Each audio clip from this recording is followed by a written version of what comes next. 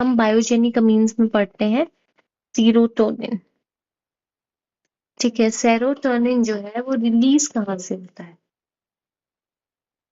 एक तो वो रिलीज होता है फ्रॉम रैफिन न्यूक्लियस। ठीक है, रैफिन न्यूक्लियस ऑफ ब्रेन से रिलीज होता है। ये भी वेकफुलनेस में हमें जो है वो अवेक रखता है, वेक रखता है हमें ये। ठीक है, अवेक रखता है। ठीक है, अवेक रखता है हमें ये, तो अवेक स्टेट में रखता है ये भी। एक नोरेपिनेफ्रिन हमें वेकफुलनेस में रखता है, एक सीरोटोनिन हमें वेकफुलनेस में रखता है।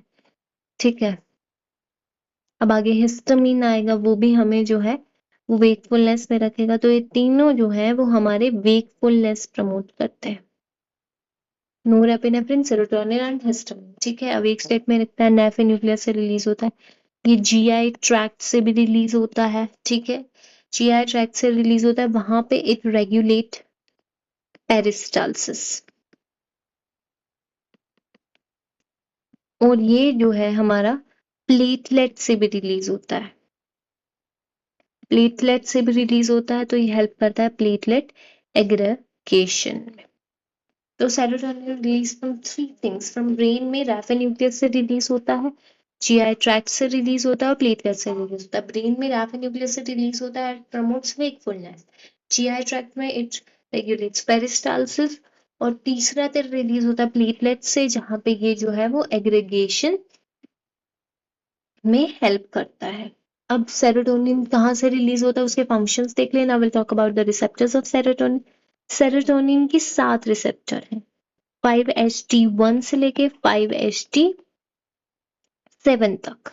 ठीक है, सारे रिसेप्टर जो हैं वो इसके जी प्रोटीन कपल रिसेप्टर है, सारे जी प्रोटीन कपल रिसेप्टर है, एक्सेप्ट तेरा 5HT3 रिसेप्टर। 3 वाला जो है वो तेरा आयनिक रिसेप्टर है। ठीक है, ये फास्ट है। अब इन सारे रिसेप्टर की लोकेशन देख लेते हैं। ठीक है, 5HT2 रहता है, अब 2 में 2 है, 5HT2A एंड 2C। 2A जो है तेरा प्लेटलेट में रहता है, प्लेटलेट में रहता है, तो ये काम आता है प्लेटलेट एग्रीगेशन में। प्लेटलेट एग्रीगेशन में तेरा सेरोटोनिन काम में आ रहा है, तो कौन सा काम में आ रहा है? 2A काम में आ रहा है। ठीक है, 2C जो है वो तेरा प्रेजेंट होता है GIT में, तो ये जो है वो सेटाइटी रेगुलेट करता है, पेरिस्टालसिस नहीं करता, ये सेटाइटी रेगुलेट करता है 2C वाला। ठीक है, सेटाइटी रेगुलेट करता है, मतलब जो है वो फूड इनटेक को कम कराता है, जल्दी सेटाइटी।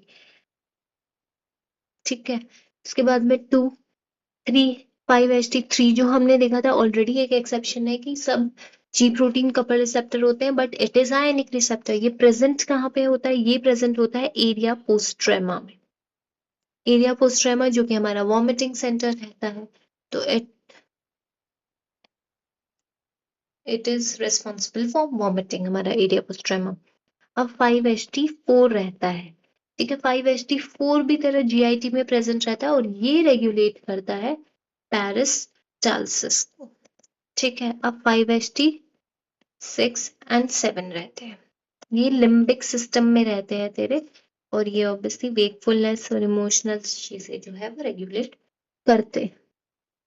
तो ये हमने सेरोटोनिन रिसेप्टर की बात कर ली। सेरोटोनिन रिसेप्टर जो होता है 5HT1 से 7 होते हैं, और सारे जी प्रोटीन कवर रिसेप्टर्स रहते हैं except 3 which is an ionic receptor. 2A जो है वो प्लेटलेट एग्रीगेशन में काम में आता है, 2C जो है वो GIT में रहता है और सेटाइटी में काम में आता है, 5HT3 जो आयनिक रिसेप्टर है प्रेजेंट होता है एरिया पोस्ट्रेमा में, and it is responsible for vomiting। 5HT4 रहता है, ये GIT में रहता है, it regulates peristalsis। ठीक है, 5HT6 और 7 रहता है, ये लिम्बिक सिस्टम में रहता है, and it regulates wakefulness।